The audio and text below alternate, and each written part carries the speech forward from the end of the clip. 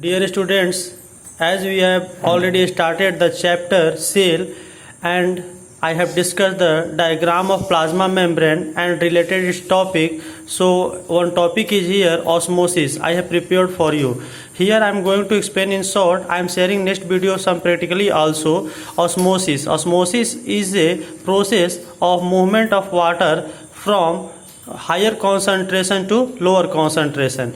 Okay, so there are two types of osmosis: endoosmosis, exoosmosis. Several other also mechanism of osmosis are there, that is hypotonic, hypertonic and isotonic. Okay, so these three I will discuss later. Now I am going to discuss endoosmosis and exoosmosis. Suppose take a beaker and put here water and put some numbers of gram. Okay, what will happen after 30 minutes? You know it will become swollen. Okay, why? Because of water movement, okay, from outer to inner part of gram. So this is called as endoosmosis process, movement of water from higher concentration to lower concentration, that is called as endoosmosis. But sometimes we can see this shrinking form of gram is called as exoosmosis.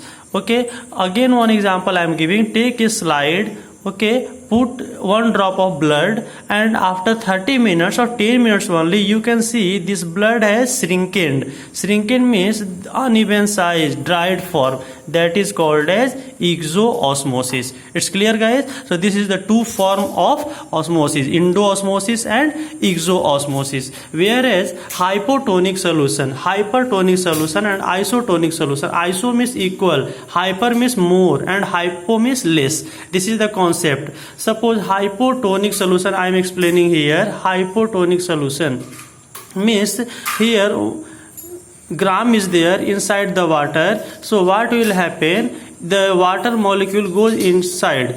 Okay, that is called as hypotonic. But when hyper means the high amount of water released outside, that is called as hypertonic. Suppose here made one beaker, also one beaker, and make one hole, add one pipe, and when water molecule concentration will be equal in both, that is called as isotonic solution, means there is no movement of liquid particle from one to another.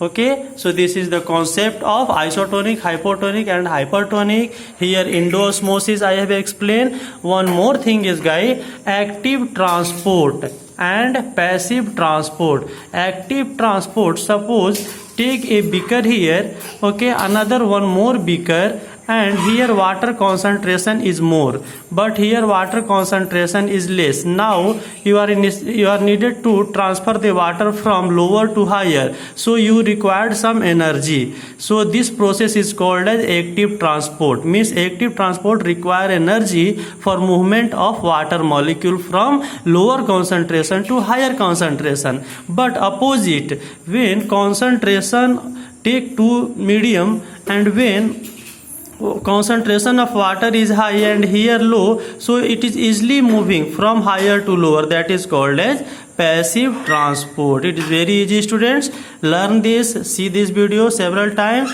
and like this. Thank you.